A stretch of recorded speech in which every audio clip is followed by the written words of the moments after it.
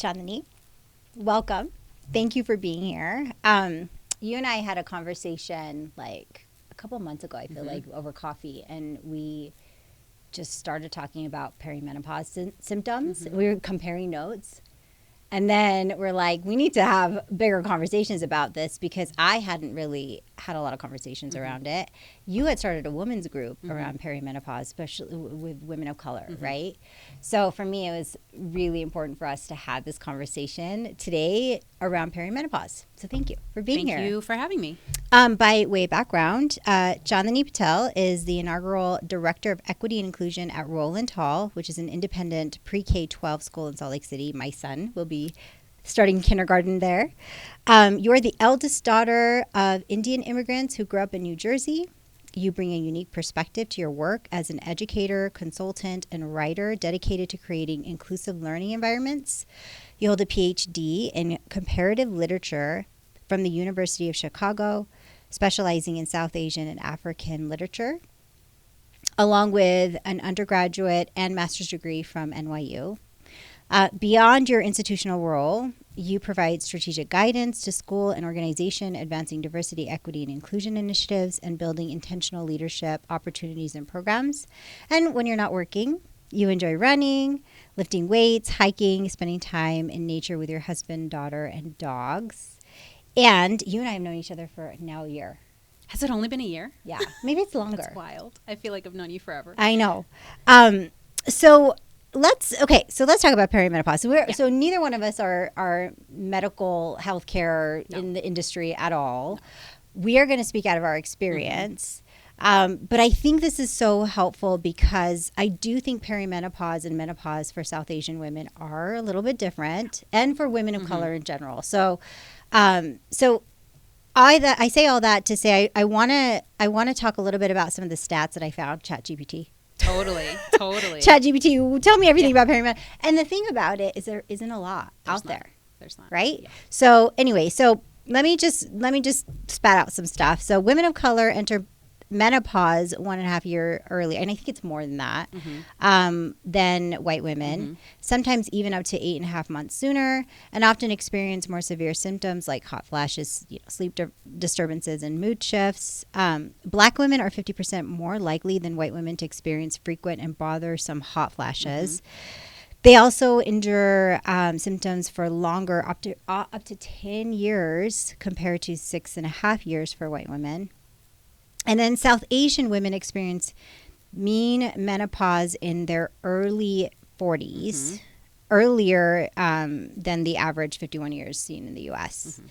And then despite the heavier symptom burdens, Black and Hispanic women are 26 to 32% less likely to be prescribed hormone therapy than white women. It's really even medical practitioners, women doctors don't even have a full scope of menopause and perimenopause. So it's wild. It is wild because we are here in 2025 and we still don't have enough resources for us. Yeah. And then for those of you who don't know perimenopause, because I think this is really funny, I didn't even know. I thought it was called premenopause because I was like, why is everybody calling it peri?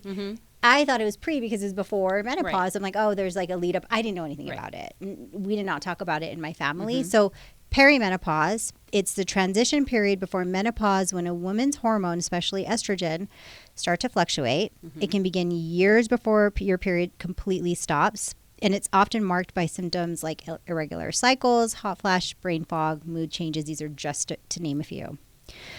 For many women, this phase starts in their 30s or 40s, but it's rarely talked about, which means that most of us don't even realize we're in it until, we're deep in it, which is what happened to me. Yeah. Because I felt something knocking on my door, and then she just came in. She came in and she just had no permission. She kicked her feet up and she was ready to stay. So with that said, I know that you also are dealing with perimenopause at the moment. We're both in our 40s, early 40s. When did you first realize that you were in perimenopause, and what did it feel like in your body and for your mind? Well, first of all, thank you for inviting me to have this conversation, because I think what I think is most important is that women talk about it. We don't talk about perimenopause. We don't talk about menopause. We don't talk about lots of things that happen to our bodies because either society has told us we can't, or we don't have the tools, or we don't feel comfortable, or, for lots and lots of reasons. So a couple of things that I knew was that my mom hit menopause at age 43. So when I turned 40, which was not that long ago, it was just last March, I started wondering if that was going to be true for me too. Yeah. And I felt great. I was really excited to turn 40. I've talked to lots of my friends who have entered their 40s with lots of optimism, and, you're just really sure of yourself in a way that you're not in your 30s. So I was like, great. And then a few months after I turned 40, it was just like a switch had flipped, and I started noticing some changes in my body. And that, for me in particular, looked like, though I had an IUD, just a newly placed one 2 years ago, started getting really heavy periods again, which I had not experienced since I was way younger, before I had started birth control and before I had a baby, and severe cramping. So I was like, this is weird. I've not had this experience with my IUD before. And this is 2 years after you had the IUD, yes. Right? Okay, so I just had it replaced, so it's pretty new. It's not that it's wearing off or anything like that. The hormone should still be working. Yeah. And so I was like, okay, maybe this is just a one-off, happened a couple of times. And I think lots of women are in this boat of like, it happens a few times. You're like, let's wait and see. I don't want to bother going to the doctor if I don't have to, because that's a whole nother process. So I also started noticing that I was getting more night sweats. Like I would wake up drenched. My nightgown would be drenched in sweat. And again, didn't know if it was linked to something changing in my body or if it was from I just had started Lexapro, a small dose. So I was like, maybe it's from that because I've heard that can cause that. So I was like, okay, I could explain it away. And then I had mood swings. I have been working really hard in therapy to really think about what my triggers are so that I am not becoming activated and I can regulate myself. Yeah. Partially for my child, she's 8, and helping her through her own journey in terms of thinking about her feelings. She started play therapy when she was 5, but also for myself and my marriage and, just for me as a human, I'm like, I don't like this version of myself. And so for the last 4 to 5 years, have been really working through how to process my own feelings and regulate myself. And so I was like, this is not me. I don't feel like myself. I know I could take that zoomed out view and I'm like, something is not right. I don't feel like I'm in my body. I feel like something's happening. And then I also noticed that I was having a hard time retrieving words. So that brain fog started to kick in, and I was like, that I think for me was the scariest symptom because I'd always relied on my memory. I had a pretty good memory, can remember words, can remember where I put my keys and my phone and things like that, but couldn't retrieve words and was starting to misplace items around the house, which is behavior that's more like my husband's than me. And so I'm like, this is something weird is happening. So knowing my mom's own health history and that she hit menopause at 43, I was like, let me go talk to my primary care physician, who is a South Asian woman. Okay. And here so in Utah. Here in Utah, because okay. when I moved here 4 years ago, I felt like for me it was really important to try to find as many doctors of color as possible in my line of work, and you know this as well. I have had too many experiences where my symptoms or things going on in my body were dismissed, or I knew that is a possibility when someone doesn't understand your life experience or the differences you bring into a medical setting or in any setting. So I found her, and she has been great. So I went to her and explained to her what was going on. And earlier you said even women practitioners don't have the information they need. She didn't know how to help me, right? Because what did she say? I mean, she when you were basically all of these was symptoms.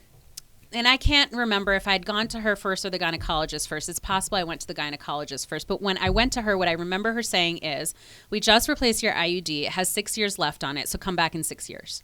Oh. Because her assumption was that we can't know what's going on in your body because you have an IUD in. And so this is not an issue. We're already doing the number one recommendation when women's estrogen starts to fluctuate is get an IUD. I already have that. Yeah. And so she said, come back in 6 years. I'm like, 6 years is a really long time to experience these symptoms without any validation or sense of relief. So I was like, yeah, that's not going to work for me.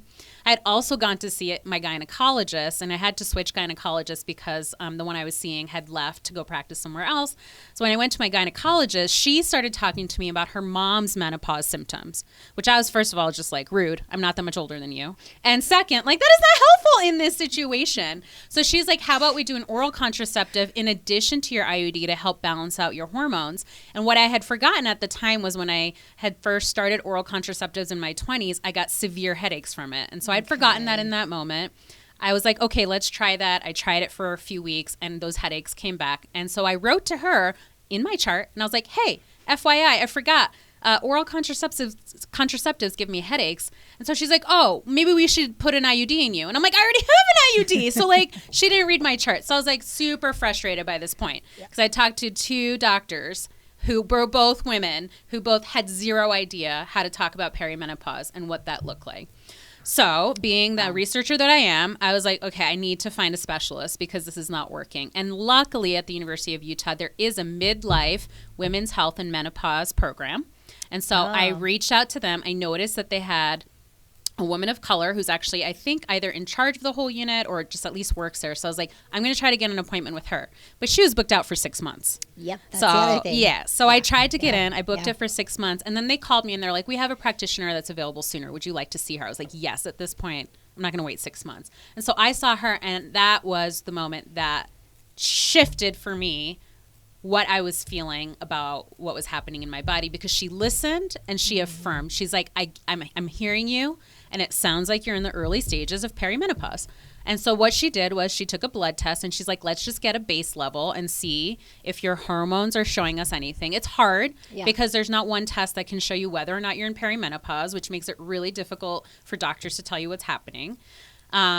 And so I did the blood work. I felt validated. And she's like, come back in a year and we'll keep doing this every year until we figure out when you're getting closer to that later stage perimenopause, which is when we can actually start hormone replacement therapy. I was like, great. Thank you. All I needed was for someone to hear me. You just need someone to tell you what was going on. Yeah, and she explained I was getting really bad hormonal migraines. So I've had migraines for a long time in my life, and I have prescription medication for it, but it wasn't working for these particular migraines that were being that were spiking during like those times in my cycle when my period was coming. Yeah. And so I was like, what is happening? Like, my medication's not responding to it. And she's like, your estrogen is basically going way up and then going way down. And that is causing these migraines for you. So your regular prescriptions aren't going to work. So even just knowing that made me feel less crazy, right? I'm like, it's not just me. Things are not working. So I really, it took a whole year for me to find someone who could actually validate what I was feeling. And by that point, you know, I had done my own reading and figured out a few things that were working for me. And I started tracking my period. And now I'm getting my period every 19 days. So, you know, I'm like, there's something going on. And I know that to be true because it's my body, right? And I think so many women are told not to trust their instinct or what they think is happening for themselves. And then they're also being told that they're just making it up. It's in your head, right? I have a friend who went to her doctor, who happens to be a man, and he's like, no, this is just a TikTok trend.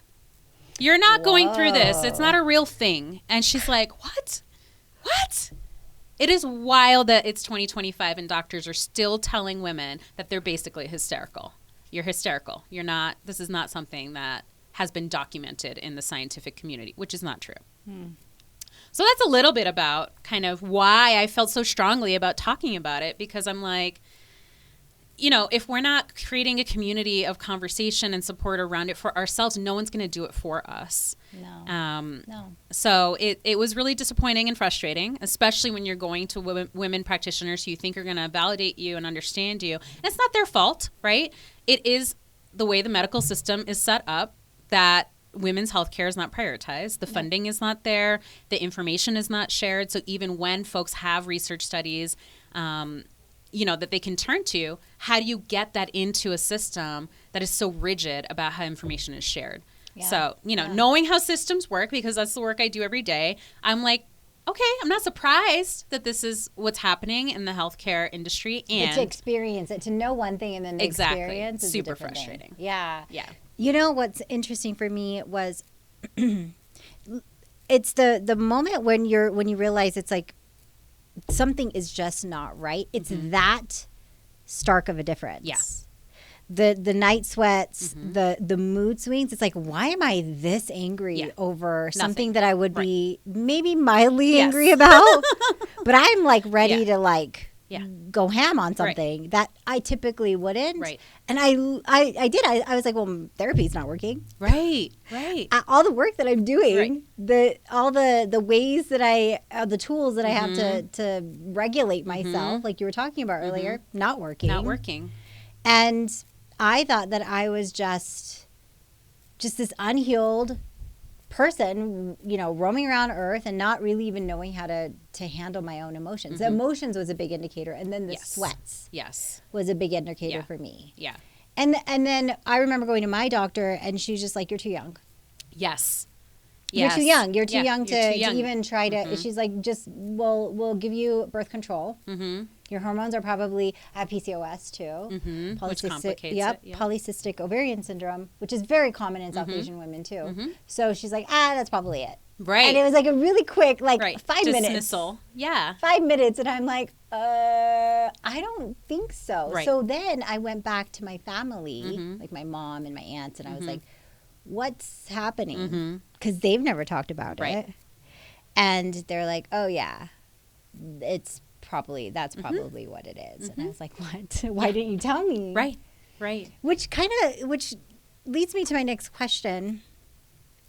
Why is it so secretive? Why is women health in our culture so like periods or even now? I mean, just like no one in my family will talk about the things that are happening with our bodies as women. And when we bring it up, it's very like, oh yeah, that's fine. That that's just normal. It's normal. You deal with it. You buck up and you deal with it. Yeah, suck it up.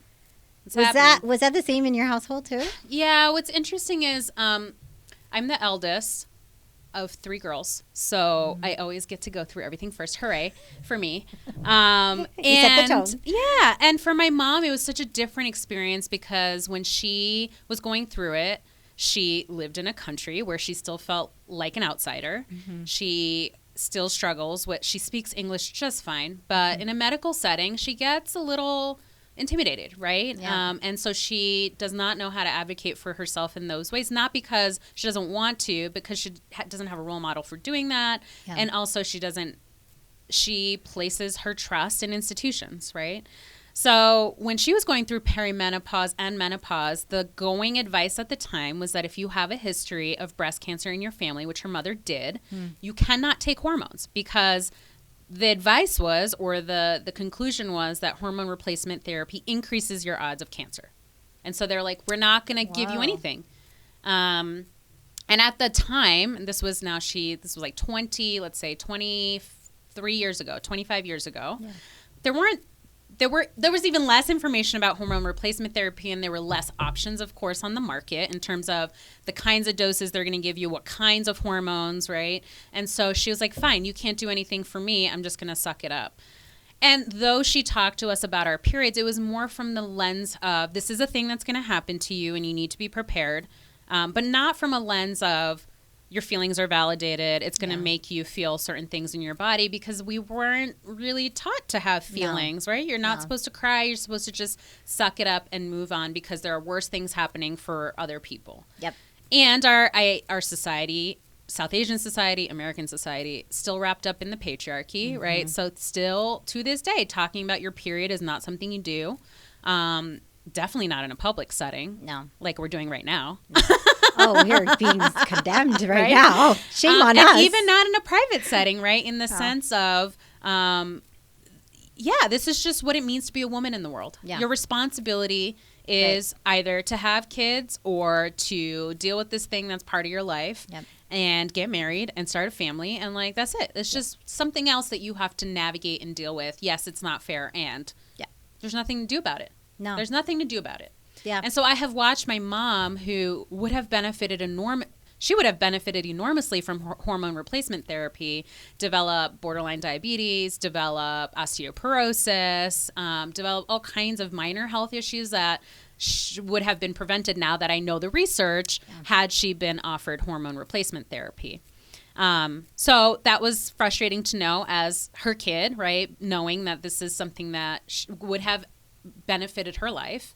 Yeah. And I'm determined not for that to happen to me, right? Yeah. So I wish there was something for her to do, and it's too late for her to take that, and I don't want that for me, right? Mm-hmm. I want to stay as healthy as possible for as long as possible and try to avoid the high risk of cardiovascular disease that sets in once your estrogen starts dipping. The number one cause of death for women is still heart disease, which is wild. And we don't talk about that. And we don't talk about that either. And what does that look like for women versus men? The symptoms are so different. Yep. So there's so much I still don't know. There's so much that the medical profession won't tell us because, again, there's no funding for it. And at this point in our country's timeline, that research where is going women are looked at as second. My worry is that there's going to be even less funding, right? Yeah. So we have to do the work ourselves of finding the information and crowdsourcing it and reading the studies ourselves. And I am very privileged that I can do that, having gone to grad school and being able to read scientific articles or talking with people,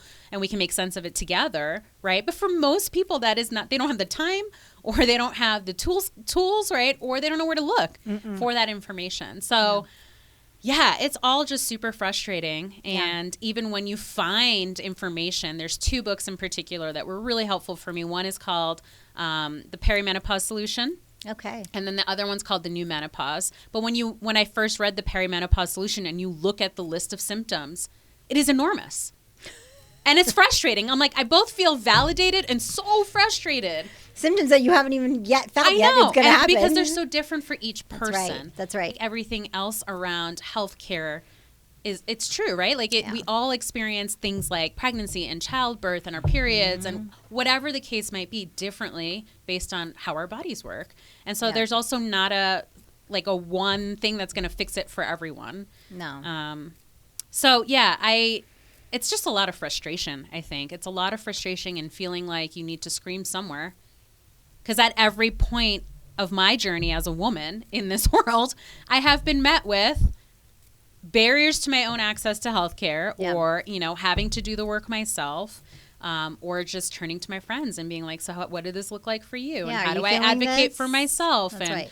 Can I please eat some crackers while I'm in labor for 30 hours, right? Like, no, you must not eat. That's false. It's not true, right? So every time you hit a new milestone in your life as a woman, you realize those barriers are still there. Yeah. So this is my new thing that I'm trying to learn more about. And, we're not that old. So, there's a lot of life left. I know. And I think that's the interesting part, too, is that I feel like there's because I felt this when I was trying to confront that I potentially could be on my way to menopause without language and knowing without pre-menopause, whatever you want to call it. I had a little bit of shame in that culturally I was taught that the older you get, the more you're expired. You're just an expired person. So in my upbringing, it was you get married at a certain age, and it was blatantly said to me that at a certain age you are no longer desirable. So you're not going to find the suitor. Right.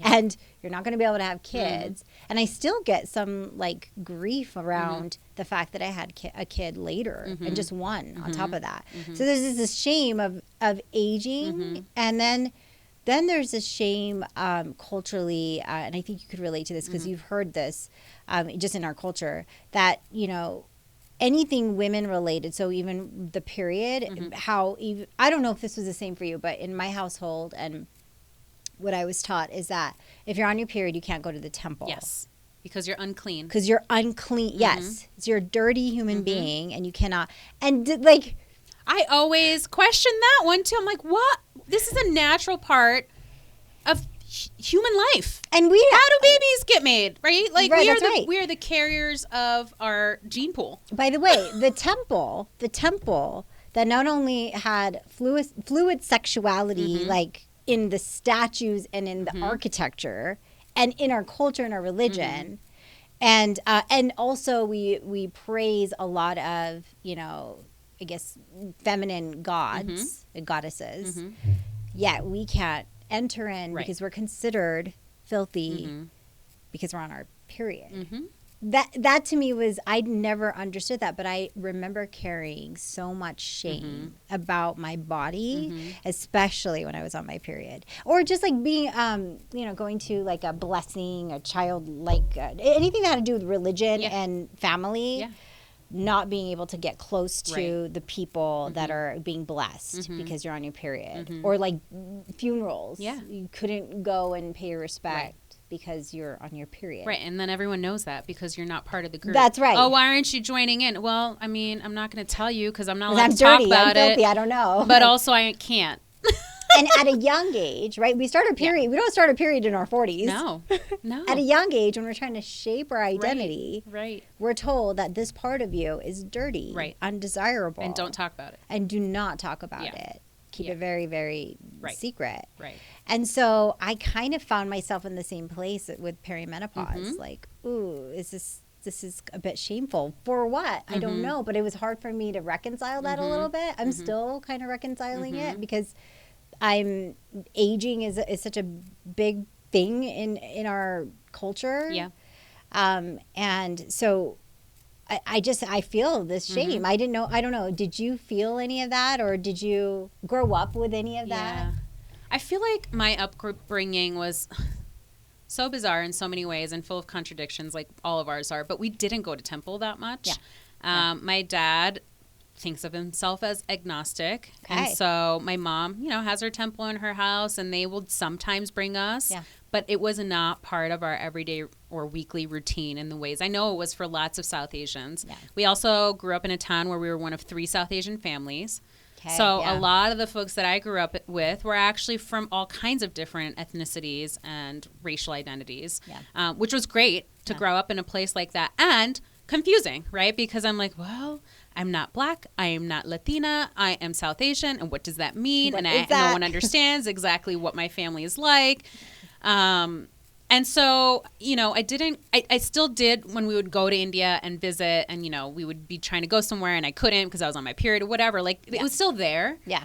But maybe not to the same extent that it would have been if we did try to go to temple like every weekend, and like that was part of our upbringing. Yeah. But I will say that there are so many contradictions about aging that make no sense to me. So, for example, we are supposed to revere our elders, and at the same time, there's such a fear of aging. Yeah. Right? Like, my parents are really scared, and they're young, but they don't think of themselves as young. So my dad will be 70 next year. My mom is 60? She's 2 years younger, so she's 67, right? And for them, they're grappling with their mortality. Part of it is that I lost my father-in-law in December. He was only 71, so I think it just brought all those feelings to the surface for them. Yeah. And so I've been raised with different messages about aging too, right? Aging could be a thing that sets you apart as someone to be respected and, who knows a lot, right? Because most of our parents, not just South Asians, but most of our parents will tell us, well, you'll know when you get there, or, I have this many more years of experience than you do. And at the same time, I see it in my parents. There's this huge fear of aging. And so when I think about my own path, and I think about, we never know how long we're going to have, but if I'm fortunate enough to have 3-4 more decades, I don't want to feel like I have no control over that. I want to have agency and want to feel like I can do something about it, and I think that's part of what drew me to lifting. I started lifting weights 3 years ago with a personal trainer because for so long I had chronic back problems, like back pain that was not attributed to anything in particular. I had never been in an accident, but since I was 20, I was going to physical therapy for chronic pain. And I'm like, this is not going away. This is not getting any better. So when we moved to Utah, I was like, this is a new reset moment for me. And I knew that exercise helped me. And I knew that strengthening my core would help me. I didn't know how much it was going to help, but it has. It's tremendously changed the way I think about my body. And so I think because I had already started that process of getting stronger in my body, when I started experiencing these symptoms, I was like, nope, I can do something about it, right? I'm going to keep tuning into who I am and figuring out what my body needs and try to get it what it needs at this moment in my life, because I want to still be active and healthy and do all the things that I love doing with my kid and with my husband. And we got a dog a year ago, a second dog who's like just totally bonkers because she's a Jack Russell. So have she's a a lot of puppy energy. Yeah. and she has a lot of energy. And it's been really, really helpful, as much as she drives me nuts sometimes, to know that I can keep up with her, right? And so I think I have been able to watch my parents work through those contradictions and come to, you know, and not in every aspect of my life, but come to an understanding of I want to do something differently, or I want to not feel like things are happening to me, but I can move through them with some agency. Yeah. Yeah. And I love the fact that you are so proactive in your, and I think what I read something about how women should start in their really early 30s thinking about menopause. Yeah.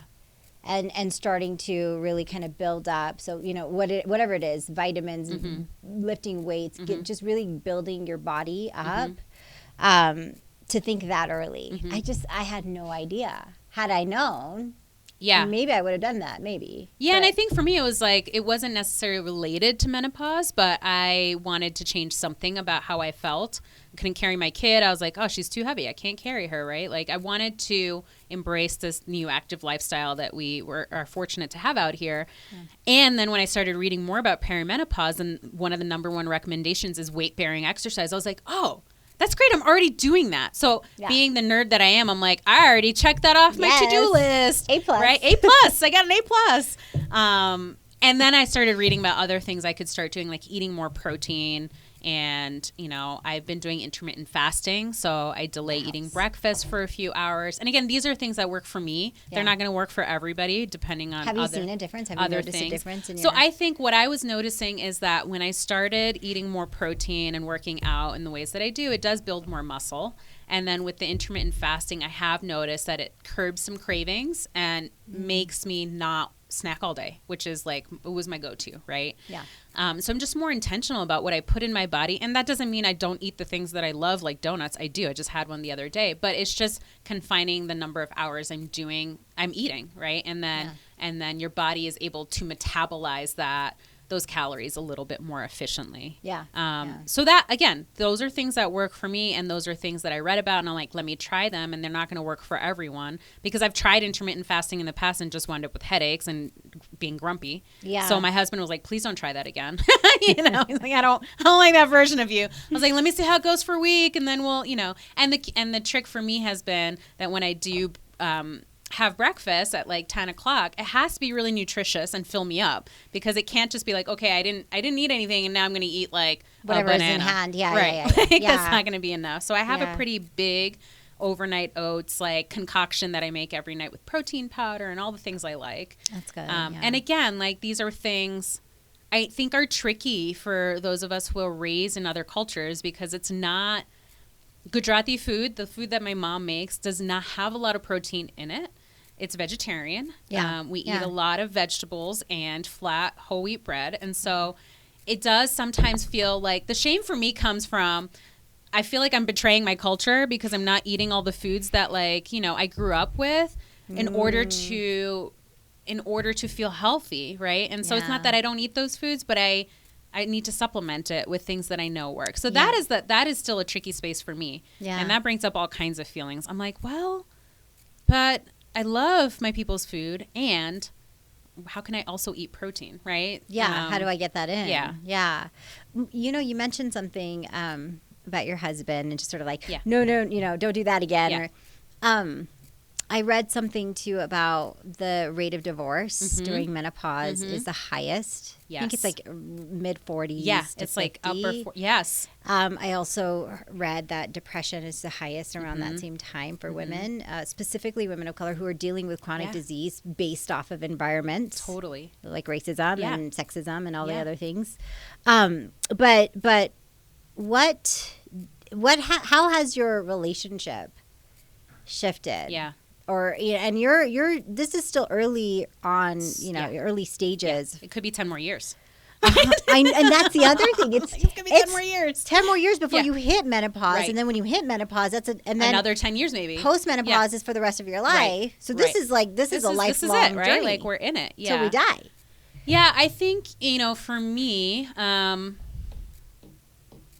I don't have a traditional marriage in that our gender roles are a little reversed, and they have been since we've gotten together. So what that means is that my husband does all the cooking and cleaning in our house, and I have always been the one that has carried a higher salary for our household. And it's not because we planned it that way. It's just kind of what happened when we were both navigating exiting academia with 2 PhDs in literature and no job prospects. Like, you just, at that point, you're like, whatever works to make us money and help us pay our bills, that's what we're going to do. Yeah. And so I have been very fortunate to be able to build a career that has allowed me to move up in terms of positions relatively quickly. And my husband's a teacher, and he gets paid a pretty decent salary, but he's a teacher, right? So when we had our daughter, I had to go back to work in 12 weeks. And he had a more flexible schedule because he was a postdoc. And so he was the primary caretaker, which was really hard for my parents to understand for a long time, because he would watch her for 2 days and we'd put her in daycare 3 days, or some combination that worked, because we didn't have that much money. And we were trying to make it work. And I was like, I have to go back to work. And I don't have flexibility in the same ways. I did still have flexibility, which is the only way it worked. But I still had a job that required me to be on campus like 5 days a week. So it just kind of worked out that way for us. And because my job is 12 months, his is 10 months, I tend to get home later. And before Utah, we were living in New Jersey. He would get home before I did. It just worked out for him to start dinner before I got home, because otherwise we were going to have no time together, or he needed to feed our kid who was very small. So we have always had a very atypical designation around household responsibilities. And I feel really fortunate that my daughter sees that, because she is being raised with a feminist father, and when you ask her who cooks, she says dad, right? Like, there's no hesitancy. She's like, yeah, dad's the one who cooks everything. So I think for me, when I think about my relationship, I know that I have different needs. We always talk about what those needs are. And we have learned to figure out how to, and it's not perfect all the time. I'm not saying we don't argue about it, right? But we have learned how to recognize that we have different needs and different responsibilities for our household. So the way we talk about it is that both of us do everything for our house. So it's not like I do this and you should do that, and it's 50-50, because that's quite honestly bullshit. You do what you need to. Yeah, you can't quantify all the things that it takes to take care of a household. Yeah. And I'm very vocal about talking about what's going on for me. And because we have that foundation of trust, right? I'm like, that's amazing. Something's going on in my body. I don't understand it. But I also, since I've gone to therapy, can recognize it faster and can tell him, hey, I'm sorry, I raised my voice. I think it's my hormones. It's not an excuse, but just for you to know, that's why that happened. Like, I'm not actually mad at you, but there's this thing happening in my body that is making it really hard for me to express anything sometimes without it coming off as I'm really mad. Yeah. So I have talked to him about that, and I don't know how much he knows in terms of, and I've told him this. I was like, you might want to read up on perimenopause, because this might be our lives for 10 years, right? That's right. So I think as things start to shift and change for me, we'll have to figure out how to have a new reset too, right? In our marriage, right? Like, if I'm exploding, or I need to like take a time out, sometimes we have code words. It's like panda, like take a break, right? And we've taught it to Ashna too, our daughter. We're like, panda, if anyone raises their voice and we need a break. So I think we're like all learning how to grapple with this together. And just like we're grappling with how to be more open about feelings. And like, we were both raised in households, very different cultural households. He's white, I'm South Asian. Neither one of our households were spaces where we talked about our feelings a lot. And we have a deeply feeling kid that we're trying to raise. And we're like, we're out of our depth. We have no idea what we're doing, right? So we're trying to normalize talking about feelings. And so I think this is another thing. We just have to figure out how to normalize and figure out what works for us. And I'm sure it's going to have its challenges. It's already brought some challenges, right, in terms of, I don't like when I'm that version of myself. And so how can I advocate for myself at home? I need more quiet space to like just be, or I need more sleep. I definitely feel more lethargic. Yes. Which is so annoying. Yes. Because I'm like, I have things to do. Yep. But sometimes I need to take a nap. Yep. And like yesterday, it was really hot and I needed to take a nap, and he took our daughter and dog outside to like go play in the creek at Sugar House Park. Yeah. And I got quiet time, and it was amazing. Yeah. So I think just those things of like vocalizing like, hey, I am dysregulated today, or I am not at my best. And talking about that. I actually saw Brene Brown talking about this the other day, around when you come home or enter back into your household, talking about on a scale of 0 to 100, how much battery do you have? Oh, yeah. And so she's like, if you're at 20 and your partner can take that 80, great. Yeah. If you're at 20 and your partner's like, I've got 10, you've got to sit down and make a plan, because that's not going to work, right? Neither one of you are functioning. So I think even just that check-in around like, hey, how are each of us doing? And one thing that my therapist recommended a long time ago is Friday night check-in. So before you like start binge watching TV together, which is what we tend to do because we're exhausted, like have that check-in moment. Like, how was your week? What's going on? Tell me about your week. I'll tell you about mine. Yeah. Is there anything you need? And my husband's very introverted and doesn't always articulate his needs. But I think knowing that there's a space to do that is helpful for both of us. Yeah. So I don't know. I don't have like the magic solution. It's just like talk about it. You're figuring it out We're right now. We're figuring it out. Yeah. And I think for us, it's like if the verbal talking about it doesn't work, write it out or send an email, which sounds so dumb. But sometimes it's easier to write it out and send it to a partner because you might feel too vulnerable, right? Or you might feel too activated in terms of your feelings. Yeah. So whatever works for your marriage, I would say that those communication channels need to be established. And if you haven't done that yet and you're entering this phase, like figure it out. Start now. You got to start. Yeah. Yeah. You know what changed a lot for me? So I've always been anxious. Mm-hmm. Same. Since I was a kid. Yep. Always anxious. But my anxiety has hit through the roof. Mm-hmm. And I think that's been really interesting for my husband to watch me function, because I go into overdrive, and he says it's us if you're not there, because I'm trying to manage my anxiety about something, and I'm trying to control everything right around it, and so I'm just in overdrive, and it's like kind of like a robot, like just kind of doing things and just like, and not even there.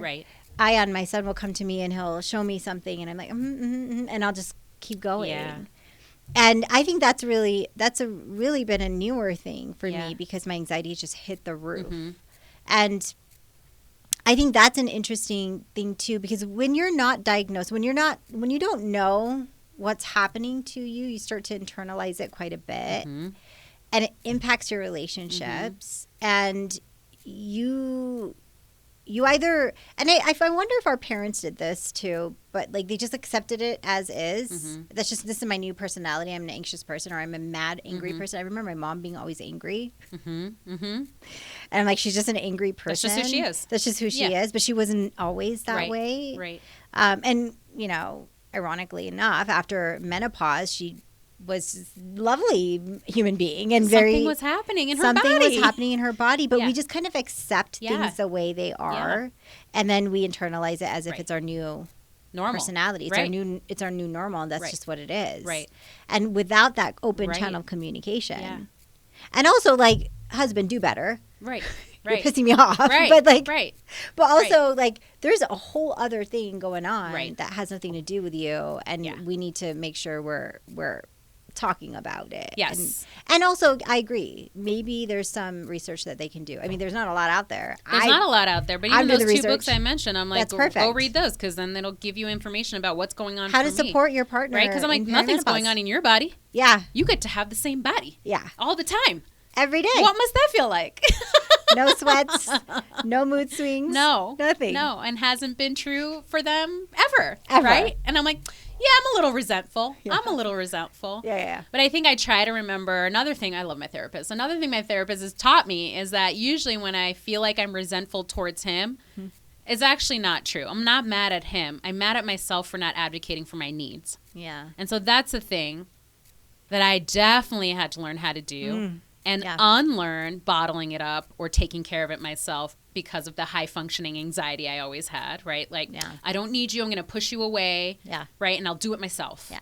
Especially as a older daughter, Totally. the first daughter. I don't need you. I don't need a partner. I don't need men. That's not true because I do need him. Yeah. Because he does a lot for me as a human. Yeah. Outside of he feeds you. Yeah. Outside of even the feeding, I'm like, you're my person, right? Yeah. So I think I try to remind myself, and I sometimes literally have to say this out loud. I said it the other day to him. I'm like, you are not my enemy. You're not my enemy, That's right? the thing we have to remember. You're not my enemy. I am mad at myself for not being able to advocate for my needs, or mad at the system around me that makes it hard for me to advocate for my needs, whatever the case might be. Yeah. Right? But I'm like, you are not my enemy. We are on the same team, right? And sometimes it sounds so dumb. And my past self, even 10 years ago, I'd been like, that's corny. I'm never doing that. All the stuff that we talk about in terms of meditation and Yoga. centering your body, and I'm like, all that cheesy stuff that I swore I would never do. I'm like, nope, I'm gonna try all of it, because at this point I'm like, I have nothing to lose. I will try anything that helps. And yeah, maybe that's the freedom that comes with getting older, right? Because you're like, I have nothing to prove to anybody and I have everything to gain, right? Because maybe there are things that people know that I hadn't even thought about. Yeah. So I think just even embracing how corny and cheesy it is sometimes to be like, what is the thing I'm going to tell myself when I think I'm mad at my husband? It's helpful, right? And it does reset for me what's happening in that moment and helps me remove myself from it. Yeah. In the overdrive mode of wanting to control all the things, or there's clutter in my house and I'm going nuts. Yeah. And shouting about too many you things. need to blame somebody for it. Yeah, I need to blame somebody, and he's right there, so why not blame him, right? I'm like, okay, that's not actually helpful, right? Yeah, that's not helpful for anybody. So it's hard. It's so hard to pull yourself out of those moments. I think that advocating for ourselves is something that a lot of women of color, I've talked to so many women of color that don't entirely know how to advocate for themselves, and not that they don't know. It's just that they've been told so many times that their needs don't matter, right? And systemically, it's been reinforced.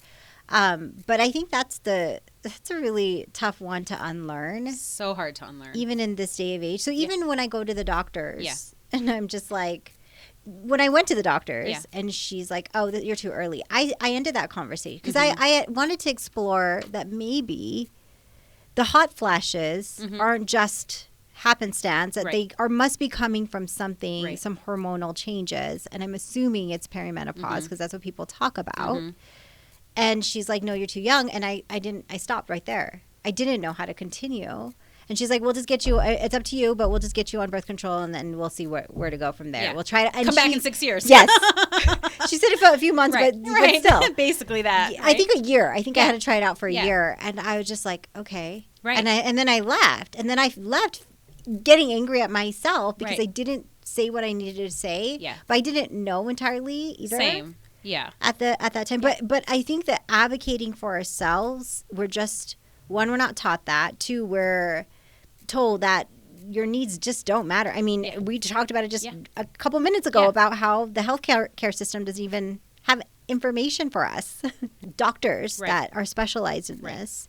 So we're told that our needs just, they don't matter. Right. So how do you then advocate for yourself? How do you, even with your husband, even with your kid, in your small circle, it's even hard to do that. Yeah, and we didn't see our family do that either. No, definitely not. Definitely not. It is.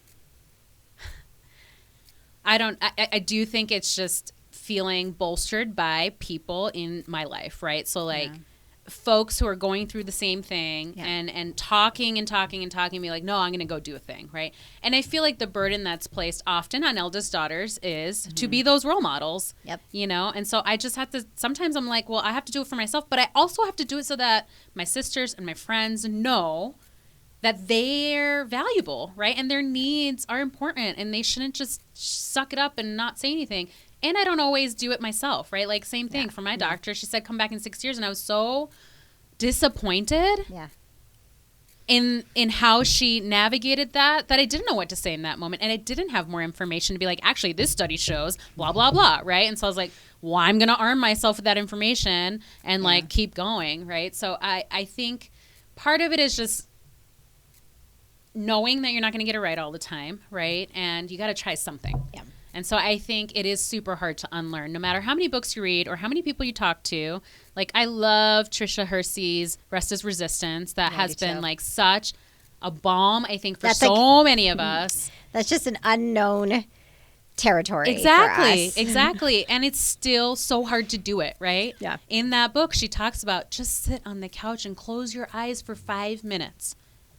Put your phone away. Do a social media detox, right? Like, just be in the moment and show your kids that that is important and valuable. Because women of color just go. Yeah. We're always trying to prove so many things to the world, to ourselves, to our families, to our partner, whoever it is, right? And at the end of the day, we have to really check in with ourselves. Who am I trying, like, what am I trying to prove to whom, and does it really matter? Yeah. Right? Because at the end of the day, if there's not a me there, then it's not going to mean anything, right? And that is the hard part, I think, for all of us. And I'm totally in that same boat, right? I'm like, I'll just keep working more. Yeah. I'll just do the next thing. Yeah. I'll just get the next job. I'll just whatever, right? Instead of slowing down and sitting with myself and really checking in about what I need as a person in this world. Yeah. That is hard. What do you do? What does that look like for you? Like, what do you, when you check in with yourself? Yeah. I mean, honestly, it's I gravitate towards, my first impulse is call one of my sisters. Yeah. You have and two, sometimes right? I have two. Yeah. And sometimes that's the thing I need. But what I'm trying to push myself to do instead is not call anybody. And just sit with yourself. Just sit with myself or go on a walk. One of the things I do is now I've gotten into audiobooks, which I never used to do. Yeah. But the reason I do that now is because I can walk at the park. I go to Liberty Park. It's a mile from my house. I do 2 loops. I have my audiobook in, and I'm just checking in with me. But sometimes that's too distracting. Right? Yeah. So sometimes I'm like, just don't listen to anything. Listen to the birds. Look at the trees. Just be in your body and just walk and complete your stress cycle. That's right. Yeah. Complete your stress cycle, right? Because I know rationally so much information about what I need to do, but it's like actually doing the thing, right? Yeah. So I think I'm trying, this is my new challenge for myself has been, don't call anybody, try not to be distracted by a book or music or whatever the case might be, and just walk. Walk in nature, walk at the park, walk around the block, sit on the sofa, and stare at a wall for 10 minutes. Yeah. And I literally have to tell myself, I dare you to stare at the wall for 10 minutes. What's going to happen, right? What's the worst thing that's going to happen? There's nothing you need to do right now at this moment. Right. And it is liberating. Yeah. It is liberating, and it's so hard. It's a practice. It's so hard. And I'm nowhere close to doing this in any frequency that I actually need to be doing it. And it usually takes me being on the edge of burnout to do it. That's what I was going to say. So women of color, they reach this breaking point, which is at that moment, it's beyond burnout. Yeah. Now they're on autopilot. And that then brings on what I had mentioned earlier, the chronic disease. Yeah. Chronic disease, or you just keep pushing it off, right? Yeah. Like, no, I'm just going to work through this pain. I'm going to work through these symptoms. I don't have time. I can't slow down. The doctor's not going to validate me anyway. Yeah. What's the point of going? Like, we talk ourselves out of that. Yeah. And we're so good at it. We're so good at talking ourselves out of doing the things we need to do for ourselves. Yep. And what's interesting to me, you mentioned earlier that I tried to start a community for all the BIPOC women in my life going through perimenopause. And the thing that happened, Neelam, is that nobody would show up.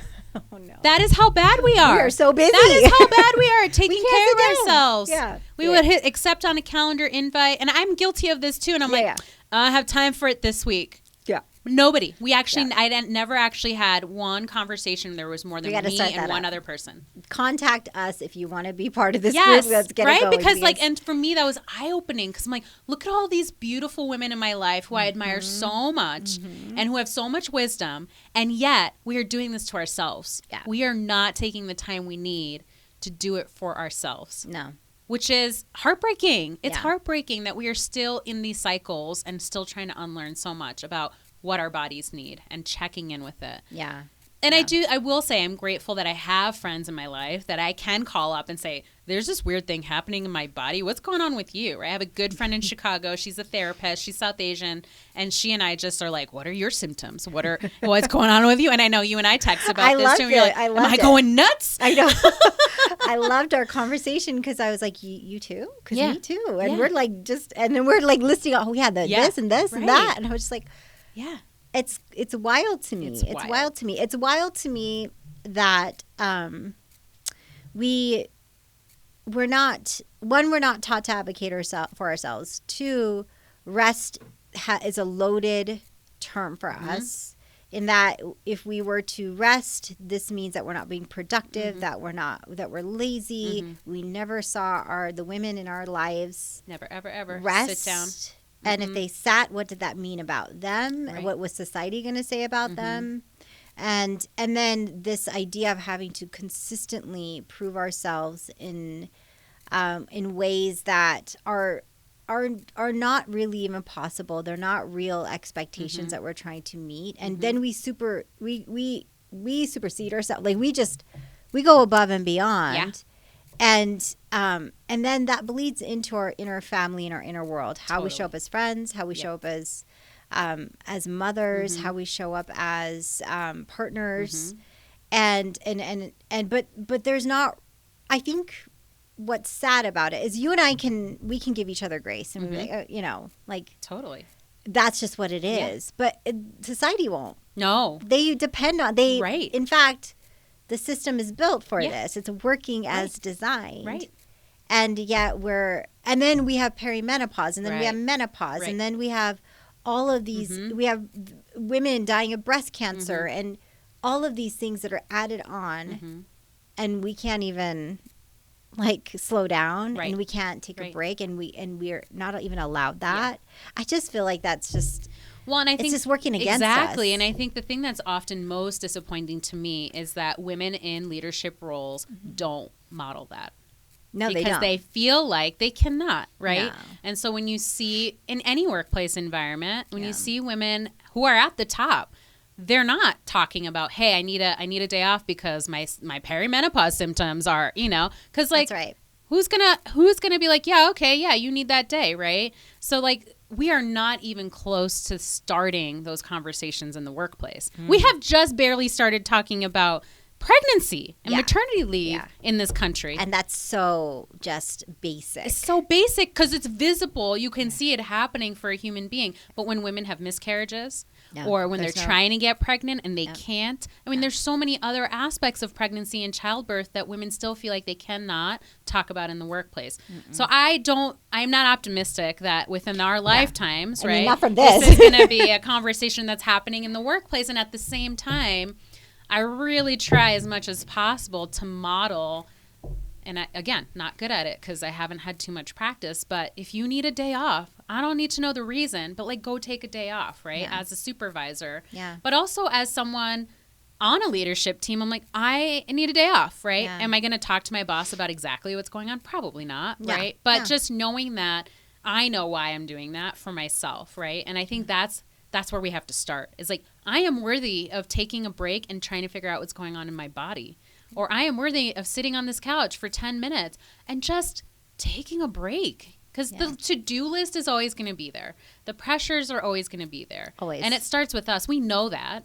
And it's so hard, right? Because then it feels like yet another thing you have to tap into and do for yourself. There are all these funny videos and memes now around all the things women in their 40s are told they have to do, drink 8 glasses of water, eat all the protein, exercise 5 times, or whatever, creatine, and I'm like, no one can do all of those things, and also have a job and have kids and run the household and right? Yeah. It is impossible to do all of those things. Yeah. And so I think the thing that I try to think about is, how can I do some of those things? And I'm not going to be able to do all of them all at once, right? And sometimes that means I don't get to say yes to a project that I really want to say yes to, or I don't get to say yes to a trip I really want to go on because I need to figure out how to plan it, right? Yeah. And I think that is that inner conversation that we constantly need to have. Am I trying to run away from myself? Am I trying to be so busy to ignore things that are happening for me in my body? Am I escaping? Just mask. Right. Am I trying to mask what I know is happening because it's scary or whatever the core reason there is? Fear is a huge part of it. Yes. Who wants to admit that they're getting older? I mean, I'm trying to rework that narrative for myself, right? Yeah. Into it's a gift to get older. Yeah. It's a gift to have more time on this planet and embrace it in a way that you couldn't as a young South Asian woman who's just trying to fit in, right? Yeah, like, right, you know right. who you are now. Right. Like, embrace that and think of it as a gift. I've been really trying to think of it that way. And society sends all the opposite messages, right? Yeah. So like, that's why rest is resistance. Yeah, exactly. Slowing down just to recognize that. Yeah, it's happening. Oh. And you don't know how much time you have left. No. Right? We're all going to die. We're all going to die. And this is a core reminder of that, right? Like, hey, you're no longer going to be reproductive. Yeah. That means you're going to die. Yeah. That's right. That's right. It's like we're getting close. Like, now you're in perimenopause, meaning that I just thought I was in menopause. Right. So I'm like, oh, if I'm in menopause, that means I am an auntie. Right. Period. Dot end. Right. I'm an auntie. I'm going to be wearing the saris. I'm going to have the, like, it's just going to be, that's who I am. Like, wagging my finger and. Yeah, that's who I'm going to be. That's who I am. Yeah. And I think just that fear, you're right. Yeah. There's just along with several other layers. Yeah. But that fear is a big one, to just sit with that for a moment. Right. And just to reconcile that a bit. Exactly. Might change a little bit of how you view yourself. Yeah, we can be the cool aunties. Yeah. We're definitely aunties. We're definitely aunties already. But we can be like, hey, you know what? Don't let anyone tell how to live your life. Tell you how to live your life. Yeah, right? We're going to show what rest looks like. Yeah. We're going to show what it means to advocate for ourselves. We're going to show what a domesticated partnership could look like that's not traditional or how it was taught to us or culturally, totally how it's supposed to be constructed. Yeah.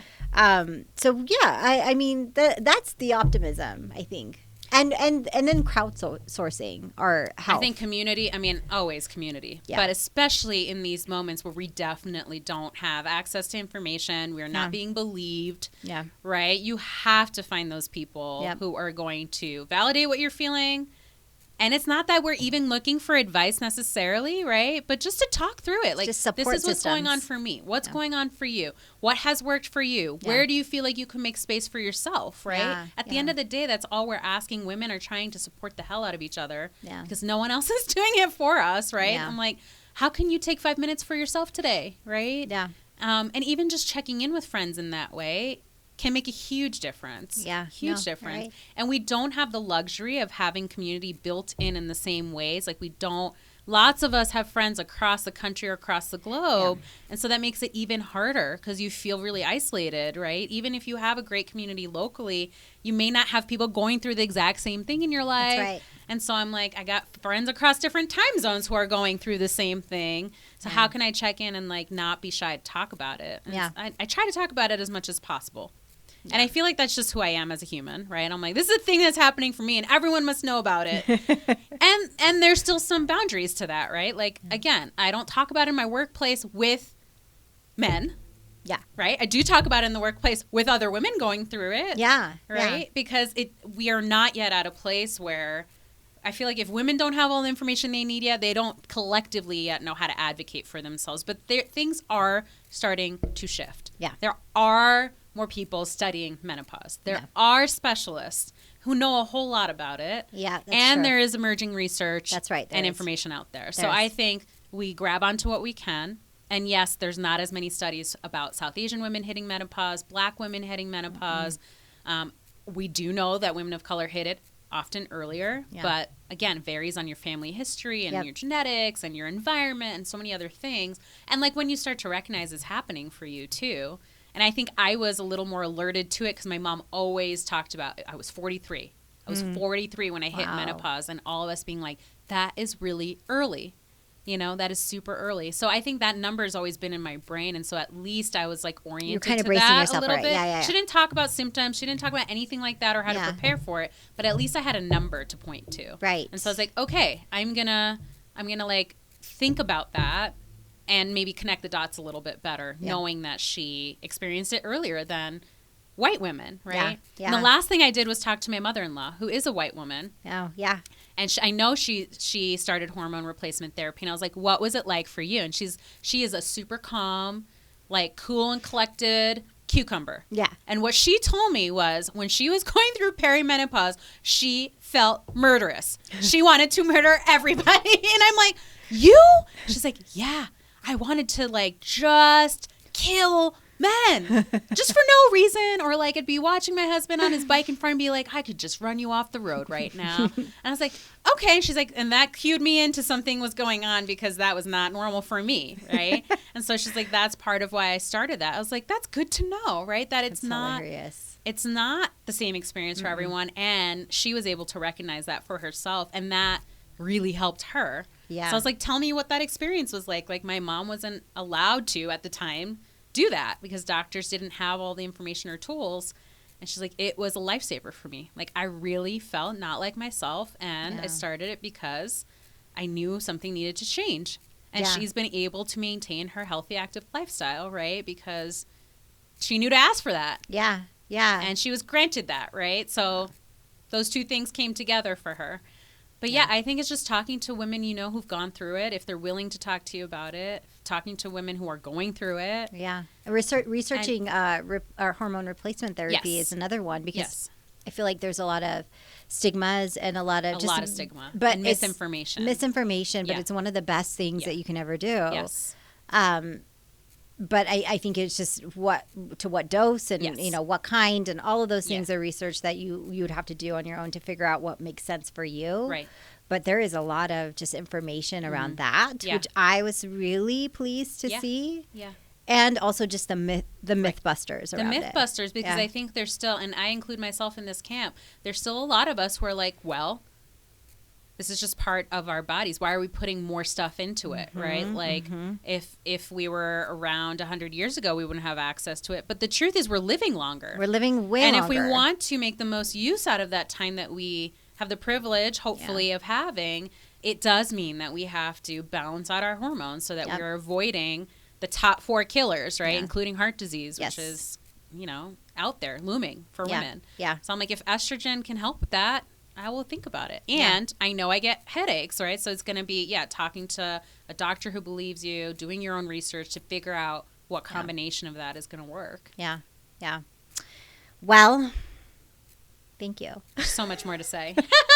We'll do a part 2 because it's, I think the women's health, I think specifically for women of color, it's just something that there's just so much around it. There's not enough around it, but there's so much we can talk about around it. So thank you. Thank you for having this conversation with me. I know many women, all women of color, that have hit their 40s and thought the same thing, that 40s was just going to be this transformational. And it is. It is. I mean, it's the best time of my life, but it's also, wow. Yeah. My body's not functioning the same way. And a lot of other women are feeling the same way. So I think this is going to be quite affirming. Yeah. So I appreciate you. I appreciate you too. Let's do this again. Yes. Thank you.